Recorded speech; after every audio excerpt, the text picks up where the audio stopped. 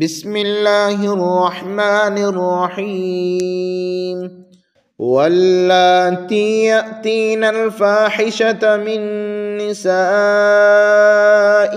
فاستشہدوا علیہن أربعة منکم فإن شهدوا فأمسكوهن في البيوت حتى يتوفاهن الموت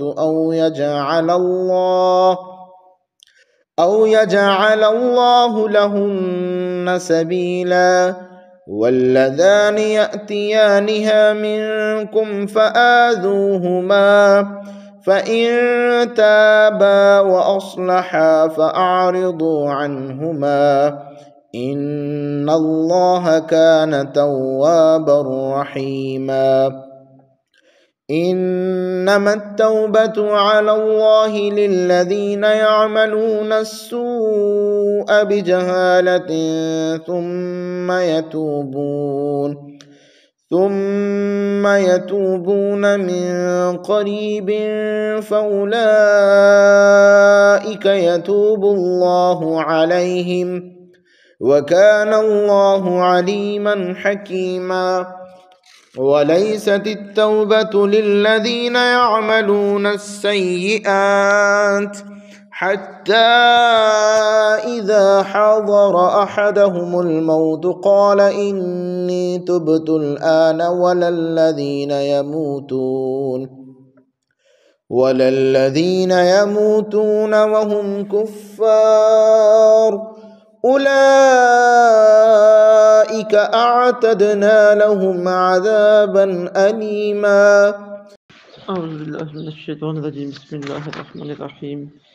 واللاتي يأتين الفاحشة من نسائكم فاستشهدوا عليهن أربعة منكم فإن شهدوا فأمسكوهن في البيوت حتى يتوفاهن الموت أو يجعل الله لهن سبيلا.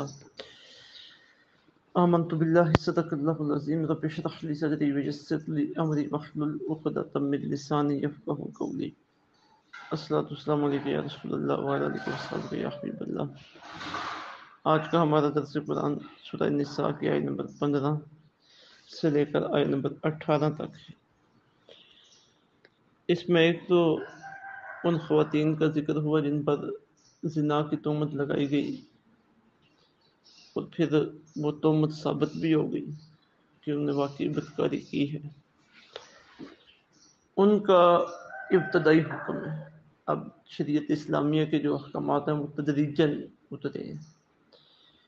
پہلے ایک حکم آیا، پھر کسی حکمت کی بنیاد پر اسے منسوخ کر دیا گیا اور لوگوں کے حسب حال جس پہ عمل کرنا بھی آسان و ممکن ہے دوسرا حکم آ گیا. تو یہاں پہ ابتدائی احکامات جو تھے زنا کے، بدکاری کے، وہ ذکر فرمائے گئے. اور دوسرا ذکر فرمایا گیا ہے کہ توبہ کی حقیقت کیا ہے، کس وقت بندے کی توبہ اللہ کی بارگاہ میں قبول ہے اور کس وقت توبہ قبول نہیں ہے. تو فرمایا واللاتی، اور جو کوئی یاتینا ارتکاب کرے الفاحشہ بدکاری کا من نسائکم تمہاری عورتوں سے فاستشہدوا تو تم گواہ طلب کرو علیہن ان پر اربعۃ منکم چار مرد اپنوں میں سے فإن شاہدوا پھر اگر وہ گواہی دے دیں فامسکوہن تو بند کر دو ان عورتوں کو فی البیوت گھروں میں حتی یتوفاہن الموت یہاں تک کہ پورا کر دے موت ان کی زندگی کو او یجعل اللہ یا بنا دے اللہ تعالی لہن ان کی رہائی کے لیے سبیلا کوئی رستہ. واللذانی یاتیانہما جو مرد عورت ارتکاب کرے منکم تم میں سے بدکاری کا فآذوہما تو انہیں خوب اذیت دو. فإن تابا پھر اگر وہ دونوں توبہ کر لیں واصلحا اور اپنی اصلاح کر لیں تو فأعرضوا عنہما تو چھوڑ دو انہیں. ان اللہ کان توابا رحیما بے شک اللہ تعالیٰ بہت توبہ قبول کرنے والا بہت رحم کرنے والا ہے. انما التوبۃ توبہ بے شک توبہ تو وہ ہے اللہ جس کا قبول کرنا اللہ نے اپنے ذمہ لیا ہے للذین یہ ان لوگوں کی ہے یعملون السوء جو گناہ کا کام کر بیٹھے بجہالت اپنے جہالت کی وجہ سے، بے سمجھی کی وجہ سے. ثم یتوبون من قریب، پھر توبہ کرتے ہیں وہ جلدی سے. فاولئک یتوب اللہ علیہم، پس یہی لوگ ہیں جن کی طرف اللہ نظر رحمت فرماتا ہے، توجہ فرماتا ہے.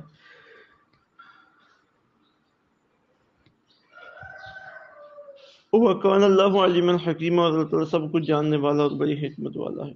وَلَيْسَتِ التَّوْبَةُ، وہ نہیں ہے یہ توبہ، یعنی جس توبہ کے قبول کرنے کا وعدہ اللہ نے لیا ہے، لِلَّذِينَ يَعْمَلُونَ السَّيِّئَاتِ، ان لوگوں کی جو کرتے ہیں برائیاں. مطلب یہ کہ ساری عمر برائیاں کرتے ہیں.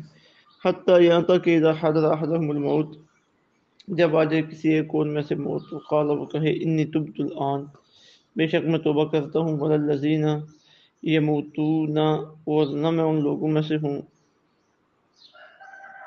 وَلَلَّذِينَ، اور نہ ہی ان لوگوں کی توبہ ہے، یموتون جو مرتے ہیں، وہم کفار، اس حال میں کہ وہ کافر ہیں. اولئک اعتدنا لهم عذابا الیما، انہیں کے لیے ہم نے تیار کر رکھا ہے دردناک عذاب.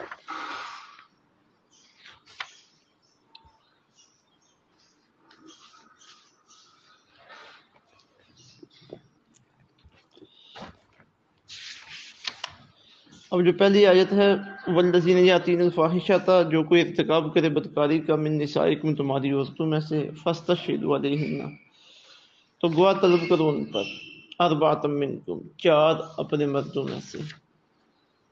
اب ایک تو یہ ہے کہ جس نے بدکاری کا فعل کیا وہ خود اقرار کرے کہ مجھ سے یہ کام ہوا ہے، اور دوسرا یہ ہے کہ کوئی بتائے کہ اس نے بدکاری کی ہے. تو اب جو بتانے والا ہے اس کے ذمہ لازم ہے کہ چار مرد جو ہے نا وہ اس پہ گواہ لے کے آئے. اگر وہ خود چار مرد گواہ نہیں لے کے آئے گا تو چار مرد اس کے پاس نہیں ہے، گواہی نہیں ہے، اور وہ گواہی دینا چاہ رہا ہے، گواہیوں کا نصاب پورا نہیں ہے، تو پھر وہ الزام لگا، تہمت لگانے والا ہوگا، اس کی الگ سے سزا ہے جو آگے سورۃ نور میں اس کے بذات آئے گی انشاءاللہ. لیکن اگر چار گواہ پورے ہو جاتے ہیں، اگر چار نہیں پورے ہوئے تو اسے ضرورت ہی کیا ہے بات کھولنے کی، خود سمجھا دے کسی کو، یا کسی ایسے طریقے سے، عورت ہے تو کسی عورت کے ذریعے اس تک پیغام بیچ کے اسے سمجھا دے، مدد ہے تو خود اسے سمجھا دے. بات باہر تب کھولنی ہے جب گواہ پورے ہوں، کیونکہ برائی وہ منظر عام پہ لے کے آنا، اس کے بھی آگے بہت سے مفاسد ہیں، بہت سے نقصانات ہیں. تو تب لے کے آؤ جب اس کا پورا پورا ازالہ ہو سکے، کیونکہ اس وقت تو پھر برائی کا منظر عام پہ آنا اور پھر برے کو سزا ملنا، یہ دوسروں کے لیے فائدے کا سبب ہو جائے گا نا. جب دوسرے دیکھیں گے اسے سزا ملتی ہوئی تو پھر وہ برائی کی طرف نہیں آئیں گے. تو فرمایا بات منکم، چار گواہ اپنے مردوں میں سے. فَإِن شَهِدُوا، پھر اگر وہ گواہی دے دیں، فَأَمْسِكُوهُنَّ فِي الْبُيُوتِ، تو بند کر دو ان عورتوں کو گھروں میں، حَتَّىٰ يَتَوَفَّاهُنَّ الْمَوْتُ، یہاں تک کہ پورا کر دے ان کی زندگی کو موت.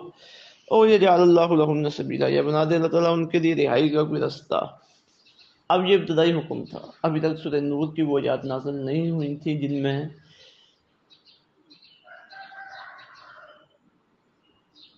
شادی، جن میں غیر شادی شدہ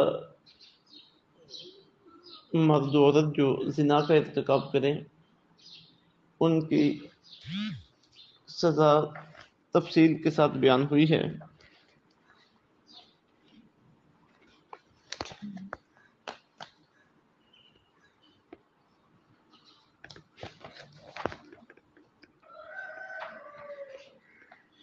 کہ زانیۃ والزانی فاجلدوا کل واحد منہما مئۃ جلدہ، زانی عورت اور زانی مرد ہر ایک کو 100 کوڑے مارو.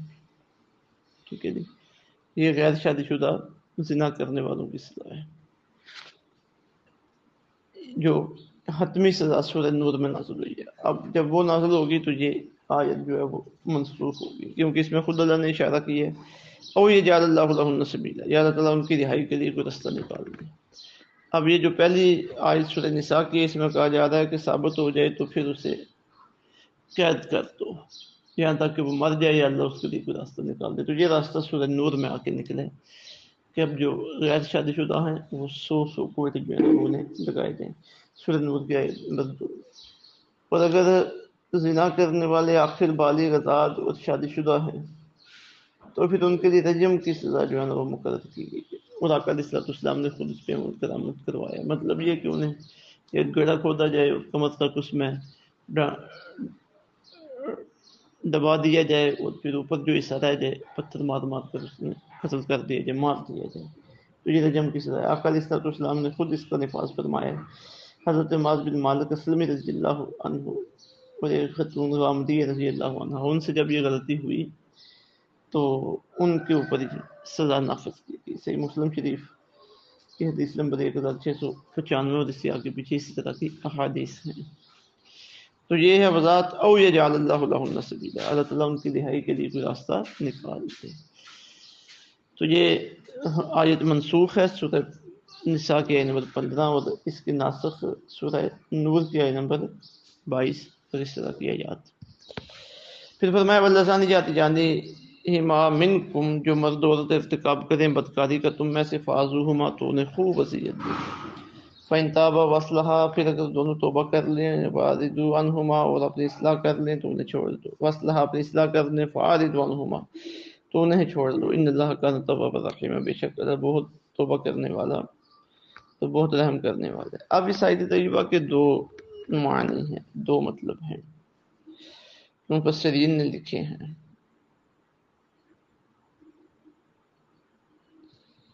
ایک تو یہ کہ اس آیت سے مراد ہے غیر شادی شدہ مرد و عورت۔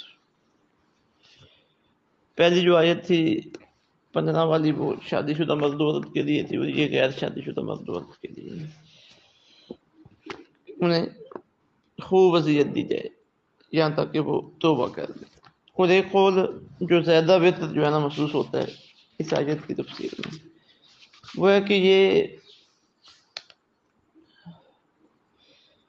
لواطت کے بارے میں ہے، یہ ہم جنس پرستی کے بارے میں، مرد کے ساتھ بدفعلی کرے، عورت کے ساتھ بدفعلی کرے، اس طرح کا معاملہ کرے کہ وہ اپنے خواہشات نفسانی کو پورا کرے۔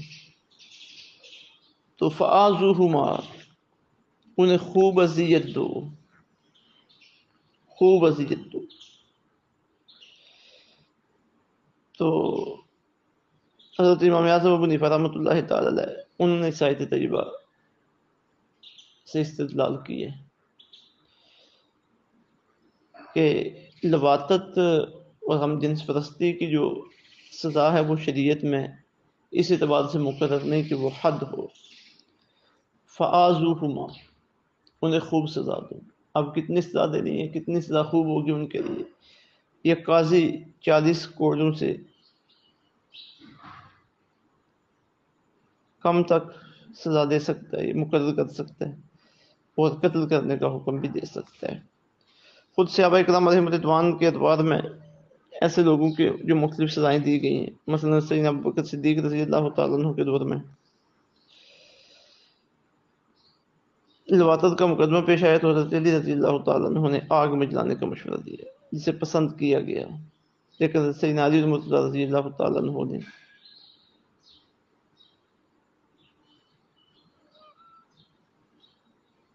اس پہ دلیل یہ پیش کی کہ جو قوم لواطت کرتی تھی اس پر آگ برسائی جاتی تھی، پتھراؤ ان پہ کیا جاتا تھا پہلی قوموں میں، تو یہ سخت سزا ہونی چاہیے لوتیوں کی۔ حضرت عبداللہ بن عباس رضی اللہ تعالیٰ عنہ کا فتویٰ تھا کہ انہیں کسی اونچے مکان سے گرا کر سنگسار کیا جائے۔ حضرت عبداللہ بن زبیر رضی اللہ تعالیٰ عنہ کا فتویٰ ہے کہ کسی گندی جگہ قید کر دیجیے یہاں تک کہ وہ مر جائیں۔ جامع ترمذی کی حدیث نمبر 1456 ہے، نبی پاک صلی اللہ علیہ وسلم نے ارشاد فرمایا تم جس کو قوم لوط کا عمل کرتے دیکھو تو فاعل اور مفعول دونوں کو قتل کر دو۔ تو بہرحال یہ آیت تجربہ بھی زنا ہو یا لواطت ہو ان میں جو گناہ کی شدت ہے اسے بیان کر رہی ہے۔ پھر آگے اللہ رب العزت توبہ کی حقیقت اور کیفیت کو بیان کرتے ہیں۔ فرمایا انما التوبۃ علی اللہ، جس توبہ کا قبول کرنا اللہ نے اپنی ذمہ لیا، للذین یعملون السوء، یہ ان کی ہے جو گناہ کر بیٹھے بجہالت، بے سمجھی میں، ثم یتوبون من قریب، پھر توبہ کرتے ہیں جلدی، فاولئک یتوب اللہ علیہم، یہی وہ لوگ ہیں اللہ جن کی طرف نظر رحمت فرماتا ہے، توجہ فرماتا ہے۔ وقان اللہ علیما حکیما، بے شک اللہ تعالیٰ سب کچھ جاننے والا اور بڑی حکمت والا ہے۔ فلیست التوبۃ للذین یعملون السیئات، اور توبہ نہیں ہے ان لوگوں کی جو کرتے رہے برائیاں، حتی اذا حضر احدهم الموت، یہاں تک کہ آ جائے ان میں سے کسی کو موت، قال وہ کہے انی تبت الآن، بے شک میں اب توبہ کرتا ہوں، والذین یموتون وهم کفار، نہ ان لوگوں کی توبہ ہے جو مرتے ہیں اس حال میں کہ وہ کافر ہیں، اولئک اعتدنا لهم عذابا علیما، ان کے لیے ہم نے دردناک عذاب تیار کر رکھے۔ توبہ کا مطلب ہوتا ہے رجوع کرنا، لوٹ آنا، جس سمت بندہ چل رہا ہے ادھر سے منہ پھیر کے دوسری سمت چلنا شروع کر دے۔ اور شرعاً توبہ یہ ہے کہ جو ہی بندے سے کوئی گناہ اور اللہ کی نافرمانی سرزد ہو، فوراً بندہ اللہ رب العزت کی بارگاہ میں رجوع کرے، عرض کرے مالک مولا مجھ سے یہ گناہ ہو گیا، میں تیری بارگاہ میں معافی مانگتا ہوں، توبہ کرتا ہوں، آئندہ نہیں کروں گا، مجھے معاف کر دیں۔ توبہ کی جو قبولیت کی شرائط ہے ان میں سے سب سے پہلے تو ندامت ہے، بندے کو اپنے گناہ پہ شرمندگی ہو، گناہ سے باز آ جائے، دوبارہ گناہ نہ کرنے کا پختہ ارادہ کرے، اللہ رب العزت کی بارگاہ میں شرمسار ہو۔ تو فرمایا توبہ ان لوگوں کی قبول ہوتی ہے جو بے سمجھی میں گناہ کریں اور پھر فوری توبہ کرنا، گناہوں کے آسرے پہ توبہ کے آسرے پہ گناہ کرتے رہنا، یہ اپنے آپ کو ہلاکت کی طرف لے کے جانا۔ اچھا جی توبہ کر لیں گے بعد میں، استغفر اللہ، ایسا نہیں ہے۔ پھر فرمایا توبہ کن کی قبول نہیں ہے؟ ان کی قبول نہیں جو ساری زندگی گناہ کرتے رہے، اب موت کا وقت آ گیا، آخری سانسیں ہیں، موت بالکل سامنے آ گئی، جان نکلنا شروع ہو گئی، اب پتہ چل گیا میں بے بس ہوں، اب توبہ کرو، فرمایا نہیں، وہ توبہ قبول نہیں۔ اور اسی طرح جو کفر کی حالت میں ساری زندگی گزاری ہے ان کی بھی توبہ قبول نہیں ہے۔ یعنی ہم مر رہے ہیں تو موت سامنے آ گئی ہے اور تو نکلنے لگی ہے، اب توبہ کریں، فرمایا نہیں، ایسا نہیں۔ تو ہمیں توبہ کرتے رہنا چاہیے اپنے ہوش و حواس میں۔ اللہ تعالیٰ سمجھ کے عمل کی توفیق عطا فرمائے۔ وما علینا الا البلاغ المبین۔